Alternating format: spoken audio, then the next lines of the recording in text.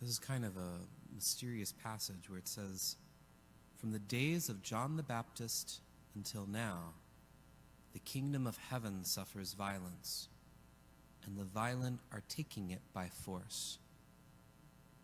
And it's like, well, what does that actually mean? And people throughout the centuries have struggled with, what does it mean? It's suffering violence, and the violent are taking it by force.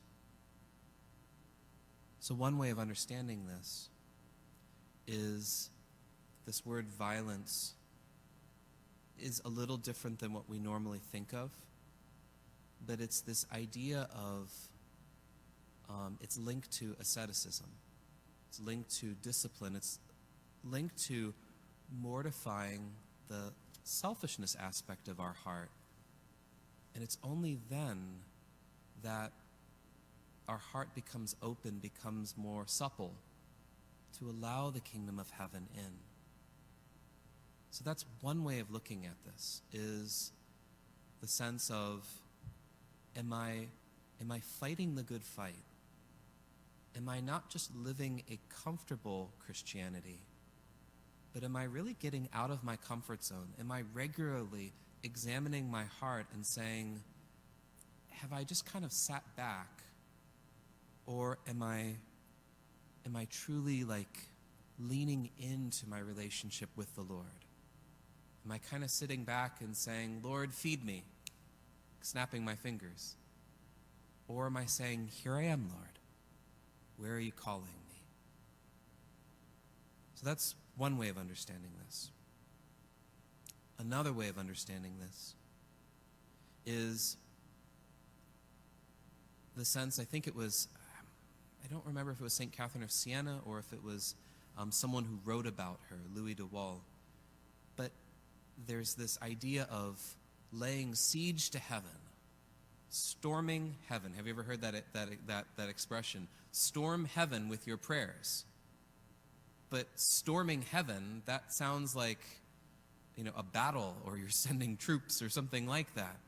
So the kingdom of heaven suffers violence, and the violent are taking it by force. This sense of being like Jacob, who was named Israel, and his name means the one who wrestles with God. And this is what we need to see prayer being, is not so much, Lord, I need you to do this for me, and then we don't hear anything, and then it's like, Lord, okay, we just kind of give up. Remember Jacob. He's like holding on to this angel, and the angel himself is saying, let me go. He's like, nope, I'm not going to let you go until you bless me. And ultimately, that angel was the messenger of the Lord. There's sort of this mysterious way in which he was wrestling with God himself. And that's a painful process. And so that's really what prayer is about. That's when prayer becomes real, is when we go deep into it. We're struggling. We're saying, God, I don't understand this. God, I'm kind of annoyed with you. Lord, it feels like you're not really listening to me. Lord, don't you know my heart? But instead of giving up and saying, you don't care about me, it's this bold stepping into the unknown, being able to say, Lord, I don't understand this. I'm struggling with this. I feel like you're not really answering me. Lord, why is this thing going on? Why did this happen?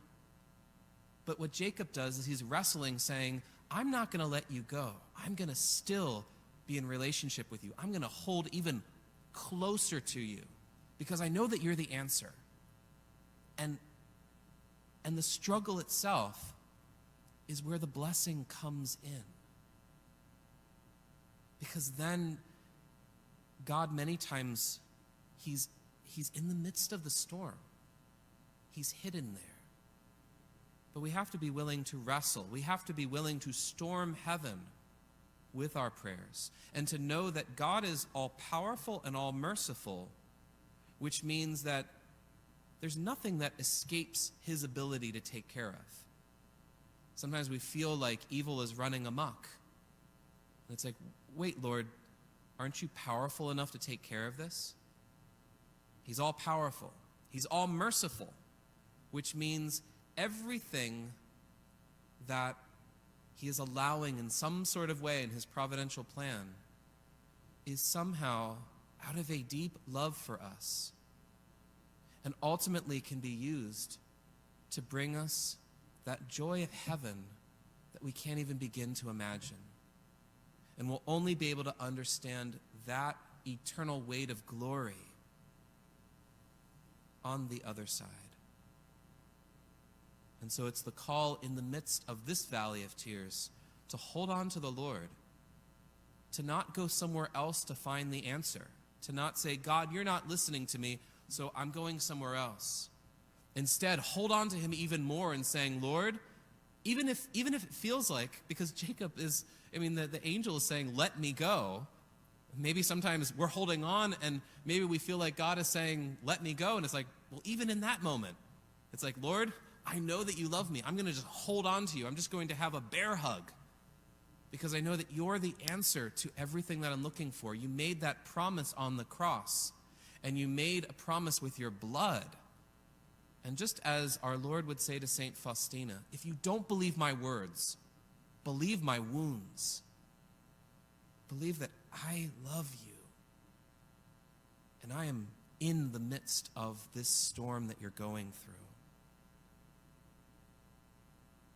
And so the kingdom of heaven suffers violence, and the violent are taking it by force. Wrestle with God and allow the Lord to bless you through the wrestling of prayer.